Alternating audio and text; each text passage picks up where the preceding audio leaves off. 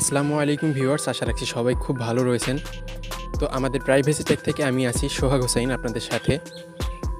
তো সম্প্রতি বাংলাদেশ এবং ভারতকে কেন্দ্র করে একটা কিন্তু কন্ট্রোভার্সি তৈরি হয়েছে।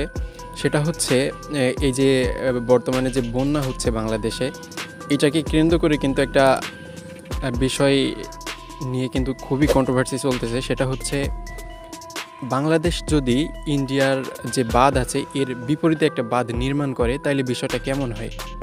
এটা নিয়ে কিন্তু খুবই তুমুলভাবে একটা কিন্তু কন্ট্রোভার্সি তৈরি হয়েছে। তো আজকে আমি আপনাদের সাথে কথা বলবো এই বিষয়টা নিয়ে, যে বাংলাদেশ যদি ফারাক্কা বা ইন্ডিয়ার যে সকল বাঁধগুলো আছে যেগুলো দিয়ে বাংলাদেশে পানি আসে এর বিরুদ্ধে, মানে এর বিপরীতে যদি একটা বাঁধ নির্মাণ করে তাইলে বিষয়টা কেমন হবে বা এর ফলাফল কেমন আসবে, বা বাংলাদেশ আদৌ এই জিনিসটা করতে পারবে কি না, বা এটা আসলে সম্ভব কিনা, এই সম্পর্কে কিন্তু আজকে ভিডিওতে কথা বলবো।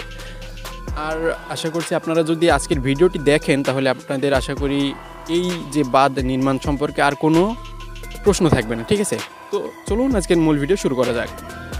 আচ্ছা, তো আমরা চলে আসলাম আমাদের মূল ভিডিওতে। তো মূল ভিডিওতে চলে আসার পর আমরা প্রথমে বাংলাদেশ এবং ভারতের অবস্থানটা জেনে নিই, মানে ভৌগোলিক অবস্থানটা। ঠিক আছে, তো আপনারা স্ক্রিনে দেখতে পাচ্ছেন এটা হচ্ছে বাংলাদেশ ভারতের ভৌগোলিক অবস্থান।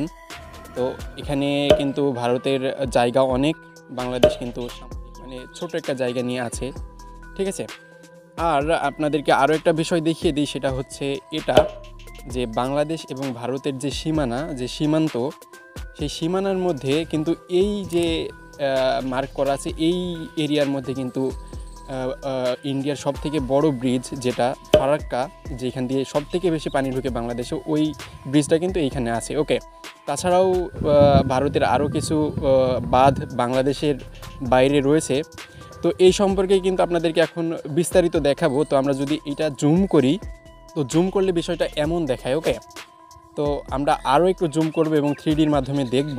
তো আমরা যখন এই যে ম্যাপটা জুম করি তখন কিন্তু বিষয়টা এমন দেখায়। ওকে, তো এইখানে আপনারা দেখতে পাচ্ছেন এটা কিন্তু বাংলাদেশের এরিয়া, মানে বাংলাদেশ ইন্ডিয়ার যে বর্ডার বা সীমান্ত আছে এটা কিন্তু ওই সীমানাটা। ওকে, তো এই সীমান্ত থেকে আমরা যদি ফারাক্কা খুঁজি, মানে ফারাক্কার অবস্থান মানে বা দূরত্ব যদি জানতে চাই, তাহলে কিন্তু এই যে দেখুন আমাদের এই এরিয়া থেকে এতটা পথ অতিক্রম করতে হবে ফারাক্কা পর্যন্ত যেতে হলে। ঠিক আছে, মানে সীমান্ত থেকে 18 থেকে 20 কিলোমিটার ভারতের মধ্যে কিন্তু তারা এই ফারাক্কা ব্রিজটা নির্মাণ করেছে। ওকে, তো বিষয় হচ্ছে এখন যদি বাংলাদেশ নতুন করে একটা বাঁধ এর বিপরীতে নির্মাণ করতে যায়, তাইলে কি আমরা ইন্ডিয়ার মধ্যে এই যে এইখানটাতে কি বাঁধ নির্মাণ করতে পারবো? এটা তো আমাদের জায়গা না, মানে আমাদের সীমান্তের 20 কিলোমিটার দূরে কি তারা আমাদেরকে বাঁধ নির্মাণ করতে দিবে?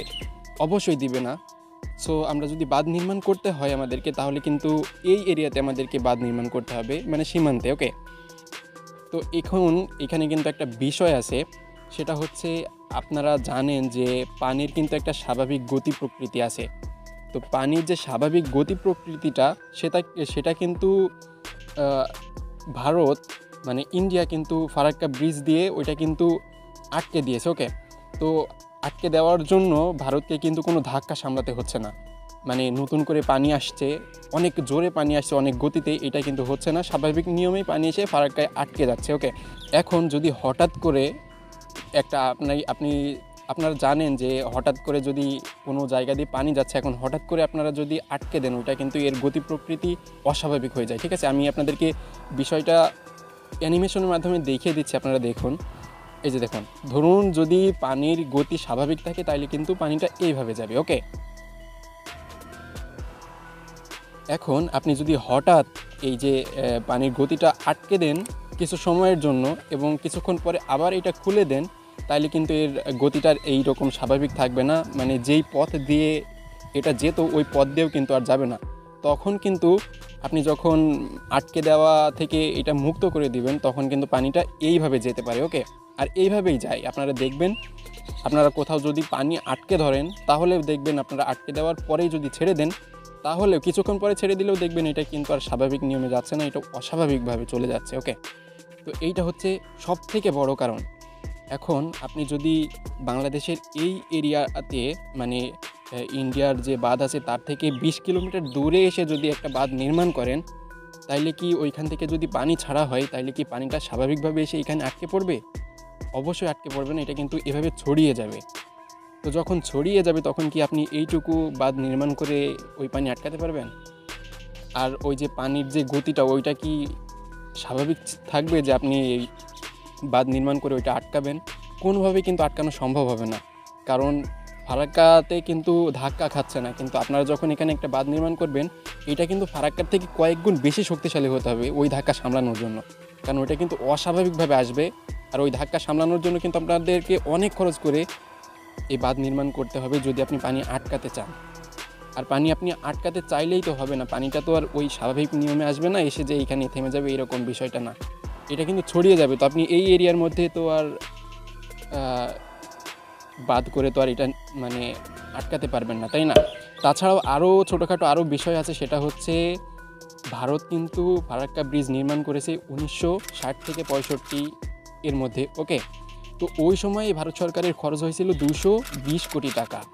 এটা কিন্তু অনেক আগের কথা, ঠিক আছে? যখন ভারত ফারাক্কা ব্রিজ নির্মাণ করেছে, তো তখন চালের কেজি ছিল 1 থেকে 3 টাকা, আবার ওই সময় ডলারের ছিল 7 থেকে 8 টাকা বা 9 টাকা এরকম। এখন কিন্তু আপনারা জানেন যে চালের কেজি 40 থেকে 50-60 এইরকম, মানে 20 থেকে 30 গুণ বেড়ে গেছে।